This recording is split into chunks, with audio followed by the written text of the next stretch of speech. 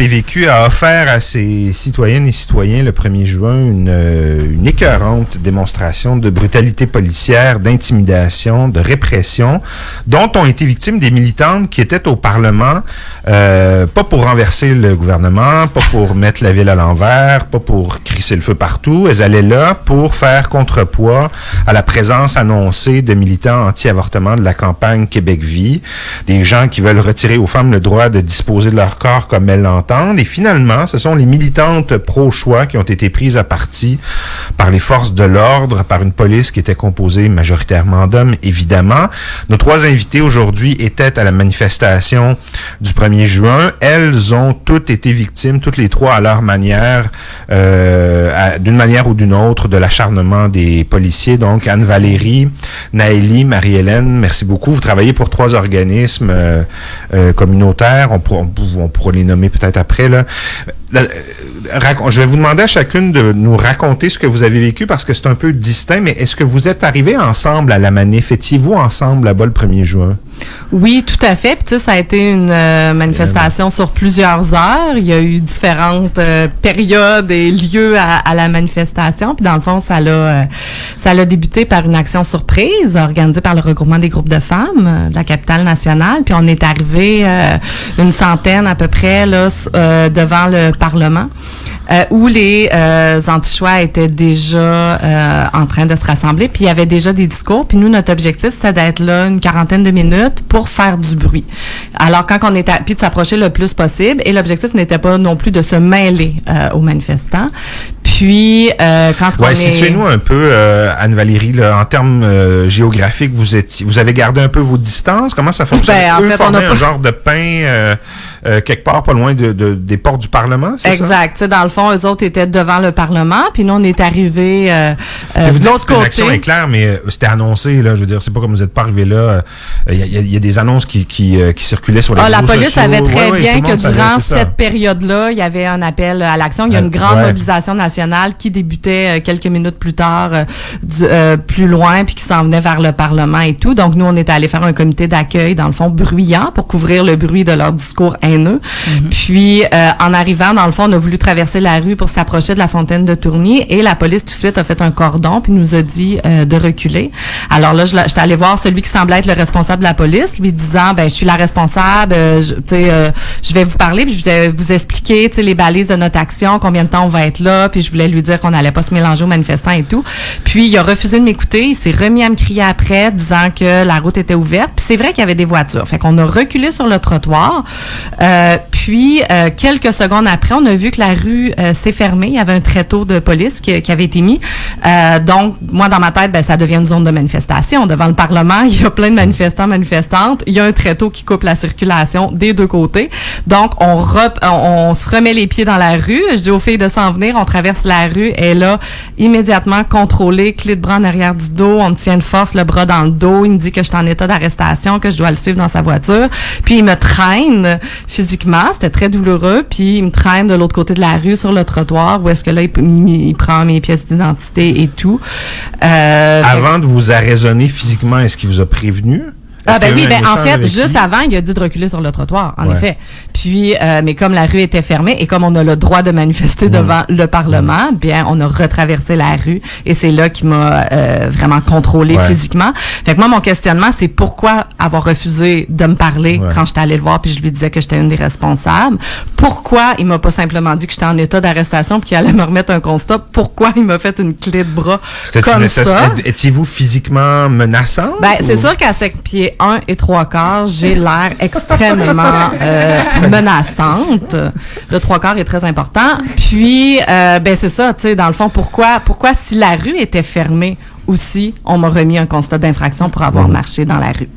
Là, à ce moment-là, pour que je comprenne bien, vous êtes une centaine qui êtes là pour une action éclair, mais il y a un autre mouvement qui se prépare ailleurs en direction du Parlement. Naïli, expliquez-nous un peu comment c'est articulé tout ça. Oui, c'est ça. Il y a une manifestation nationale. Dans le fond, il y a différents autobus de différents endroits régionaux qui sont venus converger. Ces gens-là sont dans votre gang, là. Ils viennent militer en réaction à ce rassemblement anti-avortement. C'est ça, mais surtout pas avec la francophonie. francophonie, c'est ça? Donc, ils sont vraiment plus loin, on les voit pas. Puis ils arrivent, puis après, des groupes il y a différentes femmes qui avaient le goût de se joindre à l'Action Éclair qui viennent nous rejoindre tranquillement vers l'Assemblée nationale pour, dans l'idée de faire du bruit, puis dans l'idée qu'on n'entende pas ces discours haineux, puis qu'on leur montre qu'au Québec, on n'accepte pas, ils ne sont pas les bienvenus de venir faire ce genre de discours. Anne-Valérie, on vous fait une clé de bras, on vous traîne, vous avez été assise dans une voie, vous avez été mise en arrestation, c'est ça? Vous étiez en état d'arrestation? Exactement, mais quand il a vu l'autre gang de manifestants venir renforcer il nous a complètement, il m'a laissé partir. Il m'a dit, tu peux continuer à manifester, mais là, depuis, j'ai reçu mes 2 constats d'infraction, qui est de ne pas avoir obéi à un agent de la circulation et d'avoir marché dans la rue. 2 constats d'infraction, quand même, rien de moins. Puis, on a vu que tout au long de la journée, après, parce que là, on était des milliers ensuite devant l'Assemblée nationale et il y a eu d'autres altercations avec la police. Là. De militantes comme ça, c'est ça? Oui, mais c'est ça. En fait, c'est qu'est-ce qui est très questionnant, puis je te laisse parler après Marie-Hélène. Ouais. C'est que, tu sais, la police laissait paraître mais il laissait en fait les anti-choix être là, les anti-choix parler, les anti-choix prendre l'espace qu'ils souhaitaient, alors que nous, qui étions beaucoup plus nombreuses, nous, on s'est fait tasser quand on est revenu au Parlement parce que les anti-choix, ils étaient comme en 5 à chanter de la musique en attendant que les autres reviennent, donc ils nous ont tassés. Moi, je me suis mêlée ensuite aux anti-choix pour faire du bruit, pour justement couper le son des discours, mais je me suis fait pousser. Même la police, elle me dit que je faisais trop de bruit parce que je sifflais. Oui, Nathalie, vous avez commis l'impardonnable crime de siffler trop fort. C'est ça qu'on vous a dit. Oui, pareil, c'est un règlement municipal en plus. Siffler un bon coup. J'avais un sifflet. Là, moi, je pensais juste que j'allais faire de l'hyperventilation à force de siffler. Puis là, je me dis, si je tombe à terre, il n'y a personne qui va m'aider. Oui, c'est ça. Fait que, c'est ça. Puis là, je laisserai Marie-Hélène raconter l'altercation du parc. Mais, tu sais, il y a comme tout tu sais, c'était moi qui étais dérangeante alors qu'il y avait des discours haineux sur les femmes qui se font avorter, des femmes qui se font agresser sexuellement puis qui se font avorter, là, c'est des criminels. Puis, tu sais, c'est moi qui dérange avec mon sifflet dans les oreilles de la pauvre police. Oui. L'impression que ça donnait, c'est que la police était là pour protéger les anti-choix, en fait. Exact. Marie-Hélène, je vais lire une partie parce que vous avez publié un communiqué hier dans lesquels chacune de vous 3, appuyée par vos organismes respectifs, vous racontiez un peu ce que vous aviez vécu. Marie-Hélène, je vais lire ce qui était écrit, ce dont vous avez témoigné.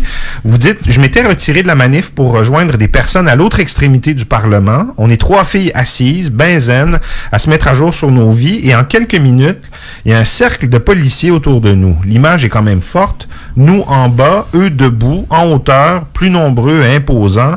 On repassera pour le sentiment de sécurité. Donc, vous étiez à l'origine au Parc de la Francophonie, c'est ça? Mais en fait, moi, j'ai fait les 2. Puis c'est ça qu'il faut comprendre, c'est que tout était terminé. Tu sais, le rassemblement au Parc de la Francophonie qui s'était suivi d'une manifestation, puis parallèlement, il y avait eu l'Action Éclair à laquelle j'avais également participé. Mais là, j'étais retournée à la manifestation qui passe devant l'Assemblée nationale. Là, tout est terminé. Tu sais, je le vois, là, on est en train de s'en aller, ça se dissipe. Puis là, moi, il fait beau. Je me dis, je vois du monde que je connais, que ça fait longtemps que j'ai pas vu. Je vais m'asseoir avec elle à l'autre extrémité du parc, comme j'ai mentionné dans le communiqué de presse.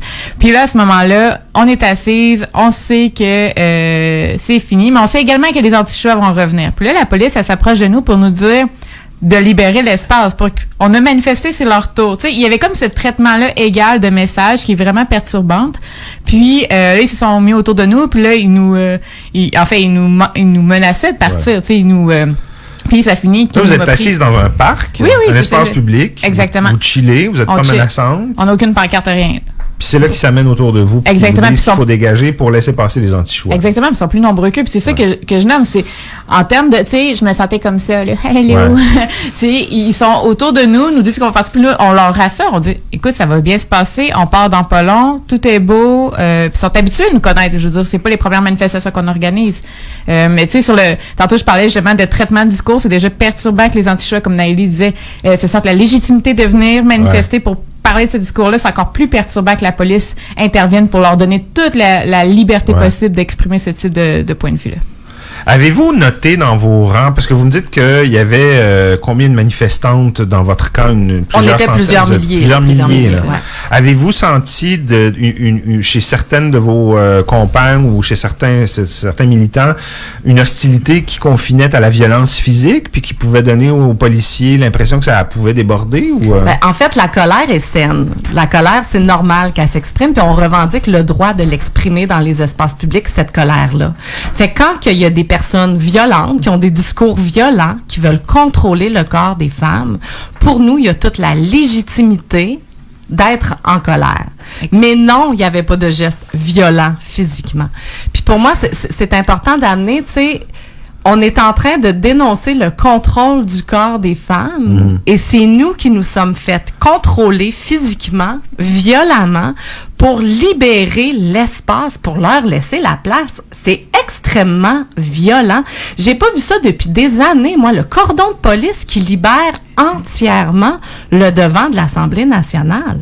On n'a pas vu ça depuis des années à Québec. Puis vous en avez des années de militantisme. Vous n'êtes pas vieille, là, mais vous en avez du militantisme derrière j'allais dire la cravate, là, mais vous en avez fait beaucoup. Avez-vous déjà été au centre d'une action policière aussi menaçante, hostile? Ça vous est-tu déjà arrivé dans une autre manif de voir quelque chose qui ressemblait à ça? Ben, pas de mon côté. Tu sais, on a souvent eu des, justement, là, des fois, il y a des manifestations qui se passent en même temps, puis des fois, tu sais, il y a des contre-manifestations, mais tu sais, je pense que c'est oui, la répression policière, mais en même temps, c'est le traitement différencié de voir qui protégeait une gang, puis qui en expulsait une autre, puis qui avait moins de latitude envers une autre. Tu sais, je pense que c'est les deux ensemble, dans le fond, qui est comme la police qui est intimidante, elle vient vers nous, mais aussi que elle laisse les autres, là, tu sais, en tout cas. Elle avait comme fait un exercice de légitimité entre vos deux manifs respectives, puis elle avait décidé que l'autre en avait beaucoup plus. Et que c'était à vous de prendre votre trou. Même si ça avait été juste de dire que c'était égal, il y a déjà un problème. Parce que c'est déjà un problème que les anti-choix, comme je mentionnais tout à l'heure, se sentent la légitimité de venir sur la place publique pour porter ce genre de discours-là. C'est vraiment perturbant qu'on en soit rendu là au Québec. Puis c'est perturbant, comme je disais, que la police les a libérés. Puis c'est ça qu'on répète, c'est qu'est-ce qui s'est passé? Pourquoi que... C'est quoi le message, en fait, qu'on envoie? C'est « Let's go, revenez, l'année prochaine, boys, ça va être parfait, vos bodyguards sont là. » Exactement, exactement. Puis tantôt, la question était posée, mais non, tu sais, je veux dire, ça m'arrive pas là d'être dans une manifestation puis que la police intervienne puis me prenne physiquement. Puis j'en suis pas à ma première manifestation. C'est la première fois que je me sentais aussi insécure, alors que les autres, ils disaient, on est là pour votre sécurité. What the fuck? Oups, pardon. Non, c'est permis à s'écueillir. Ça nous inquiète beaucoup sur le droit de manifester à Québec, tu sais. Puis moi, je l'ai vécu déjà dans d'autres événements. On peut penser au G7, on peut penser au Sommet des Amériques. Tu sais, je me sentais là-dedans. Là. On peut penser à 2012. Là. Je me sentais dans ces événements-là. Pour nous, faut que la lumière soit faite sur ces événements-là du 1er juin. Puis la même journée, il y a eu de la répression policière aussi à l'Université Laval quand ils ont démantelé le campement en appui à la Palestine. Puis le 18 juin, on organise un rassemblement, une conférence de presse, un point de presse pour interpeller le maire Marchand. Ça va faire 1 an que son nouveau règlement municipal qui vient restreindre le droit de manifester à Québec a été adopté. Donc le bilan qu'on en fait est très déplorable. Rappelez-nous, c'est quoi, Anne-Valérie, ce règlement-là? Ben, c'est un règlement, dans le fond, qui vient obliger les organisatrices d'événements, de manifestations à donner l'itinéraire et le trajet, notamment. Puis il y a des risques d'amende pouvant aller jusqu'à 1 000 $. Donc, pour nous, ça vient vraiment restreindre énormément. On revendique le droit de pouvoir manifester sans avertir la police.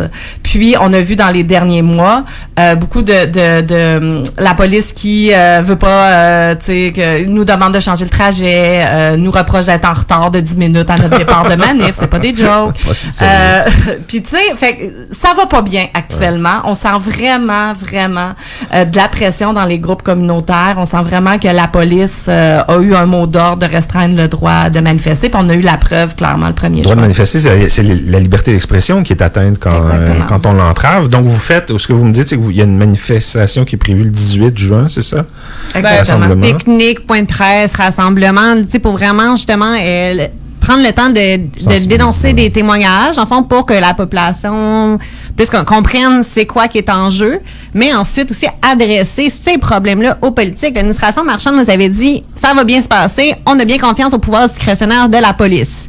Mais, en tout cas, c'est vraiment pas ce qu'on vit sur le terrain, là, que ce soit des groupes citoyens, des groupes communautaires, les personnes qui font des manifestations pour la Palestine, elles ont toutes des histoires à raconter, des histoires terribles d'intimidation, là. Donc, tu sais, c'est ça, c'est pas... tu sais, le 1er juin, je pense que c'est comme la pointe de l'iceberg, parce qu'il y a vraiment plein de restrictions qui se passent dans la ville de Québec par le SPVQ. C'est où? C'est le 18 juin, mais c'est où? À quelle heure, savez-vous? L'hôtel de ville, de midi à 2h. Dans le fond, c'est juste avant le conseil municipal, là. On espère rassembler le plus attirer l'attention. C'est ça, de gens. Anne-Valérie, Naëlie, Marie-Hélène, merci beaucoup d'avoir été avec nous puis d'avoir partagé ça avec nous. Je sais que c'est pas facile parce que c'est traumatisant des événements comme ceux-là. Hein? Merci. Oui, puis je pense que ça touche le sentiment de sécurité beaucoup. Absolument. Des femmes qui déjà ont moins de sentiment de sécurité dans l'espace public et là, on a un corps policier composé presque exclusivement d'hommes qui viennent contrôler physiquement. Fait que nous, on demande le respect de notre intégrité physique, tout simplement. Merci Anne-Valérie. Merci beaucoup. Merci. Bye bye.